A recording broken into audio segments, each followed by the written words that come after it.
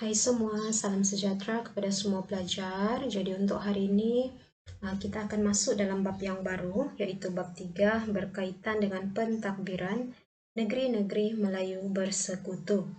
Jadi dalam bab ini kamu akan belajar tentang kekayaan hasil bumi, terutamanya biji timah di negeri-negeri Melayu bersekutu, terutamanya di Perak, Selangor dan juga Negeri Sembilan dan juga Pahang, yang mendorong British untuk meluaskan kuasanya dengan menggunakan pelbagai strategi. Okey, di mana akhirnya British dapat mengukuhkan kuasanya dengan membentuk negeri-negeri Melayu bersekutu. Okey, jadi dalam bab ini pun kita akan pasti lagi belajar bagaimana British dia mau membolot apa yang ada di negeri Melayu. Okey, jadi dalam bab ini kamu akan belajar 4 subtopik yang utama. Jadi untuk hari ini kita akan masuk dalam 3.1 sahaja dulu, yaitu kekayaan hasil bumi di Perak, Selangor, Pahang dan juga Negeri Sembilan. Okey, jadi Perak, Selangor, Negeri Sembilan dan juga Pahang, 4 buah negeri ini adalah negeri yang kaya dengan hasil bumi. Okey, hasil bumi yang ada dan yang paling banyak terdapat di 4 buah negeri ini adalah biji timah dan juga emas. Jadi ini mendorong kepada menarik minat kepada kuasa-kuasa luar, contohnya daripada Aceh, Belanda dan juga British untuk menguasai negeri-negeri tersebut. Okey, kita tengok kekayaan biji timah pada awal abad ke-15. Okey, asalnya biji timah memang sudah sedia ada di negeri-negeri Melayu dan diusahakan oleh orang Melayu di lembah sungai untuk kegunaan tempatan dan juga diperdagangkan. Dan perdagangan ini di bawah pengawasan pembesar sebagai pemilik lombong dan membekalkan keperluan kepada perbelanjaan. Okey, pembesar memperolehi kawasan pegangan melalui surat tauliah daripada sultan. Jadi contohnya pembesar pada masa itu adalah seperti Cih Long Jaafar di Larut Perak, okey, mendapat surat tauliah daripada Paduka Sri Sultan Shahbuddin Riayat Shah. Jadi maksudnya apabila mereka sudah ada mendapat surat tauliah ini, okey, dorang memegang kawasan itu untuk dijaga. Contohnya si Long Jaafar ini dia memegang kawasan di Larut negeri Perak. Okey, dan sultan akan menerima hasil perdagangan. Contohnya apabila biji timah itu dijual, hasil daripada jualan daripada biji timah itu akan diberikan kepada sultan. Okey, dan kaedah yang mereka gunakan pada masa itu untuk melombong biji timah adalah melampan. Okey, itu pada awal abad ke-15. Selepas itu pada abad ke-16 dan juga ke-17, perlombongan biji timah tertumpu di Sungai Perak, Kuala Kangsar, Kelian Intan, Majung dan juga Beruas. Maksudnya di sini perlombongan biji timah itu semakin luas dan Perak merupakan pelabuhan utama untuk menghasilkan biji timah dan tumpuan pedagang terutamanya daripada Portugis. Kekayaan dan kemakmuran Perak menyebabkan Aceh meletakkan Perak sebagai negeri naungannya dan Perak menjadikan biji timah sebagai bahan untuk mendapatkan perlindungan Portugis bagi membebaskan Perak daripada Aceh. Jadi di sini Perak tidak mau berada di bawah naungan Aceh. Jadi dia perlu mendapatkan perlindungan daripada Portugis. Portugis pula cuba memanfaatkan apa yang ada di negeri Perak itu sebagai jaminan kepada mereka. Okey. Dan pada abad ke-18 pula, okey, ada dua buah negeri iaitu Perak dan juga Selangor. Kita tengok kepada negeri Perak dahulu. Biji timah dikeluarkan oleh pelombong kecil Melayu di kawasan Larut. Okey, Larut di negeri Perak iaitu di kawasan Kerian, Urau, Larut, Terong dan juga Beruas. Dan Sultan Muzaffar membuat perjanjian menjual biji timah kepada Belanda.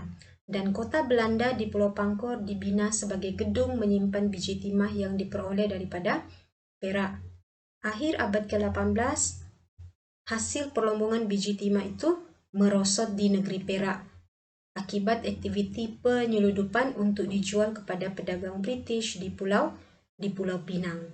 Okey, manakala Selangor, perlombongan biji timah berlaku di kawasan Kuala Selangor dan Sultan Ibrahim membuat perjanjian menjual biji timah kepada Belanda. Jadi di sini kamu boleh nampak yang sultan di negeri Melayu ini, mereka mau memperdagangkan mereka punya hasil ini kepada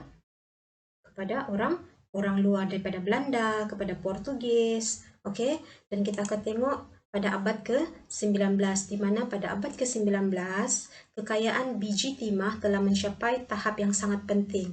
Okey, maksudnya banyak permintaan daripada luar yang melibatkan fasa pelombong-pelombong Cina menjadikan Perak, Selangor dan juga Negeri Sembilan ini sebagai pengeluar biji timah utama dunia. Jadi maksudnya apabila mereka mau mendapatkan itu biji timah, mereka akan pergi ke Perak, Selangor dan juga Negeri Sembilan. Okey. Jadi kita akan tengok bagaimana perlombongan biji timah pada abad ke-19. Yang pertama di Larut. Larut ini adalah di Perak juga ya.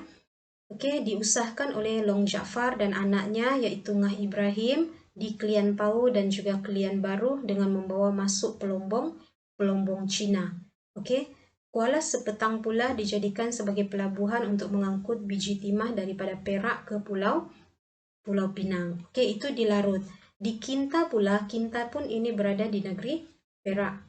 Pengeluar utama biji timah dunia merupakan pengeluar biji timah utama dunia, dan kegiatan perlombongan mewujudkan bandar-bandar baru seperti di Gopeng, di Ipoh dan juga di Kampar. Dan Sultan Ismail dia mengusaha dan memajukan kawasan perlombongan biji timah di Lembah Kinta, menyebabkan muncul bandar Papan dan juga Pangkalan Pego. Jadi pada masa itu antara dua ini, bandar dua ini merupakan bandar kepada perlombongan biji timah. Okey, selain daripada itu, ada juga di Jugra. Jugra ini terletak di Selangor. Okey, pusat pengutipan cukai biji timah melalui Sungai Langat untuk ke pelabuhan Melaka. Okey, dan last sekali adalah Kuala Lumpur. Kuala Lumpur adalah pusat pengeluaran biji timah yang sangat penting di Selangor. Dan biji timah dilombong di kawasan Ampang.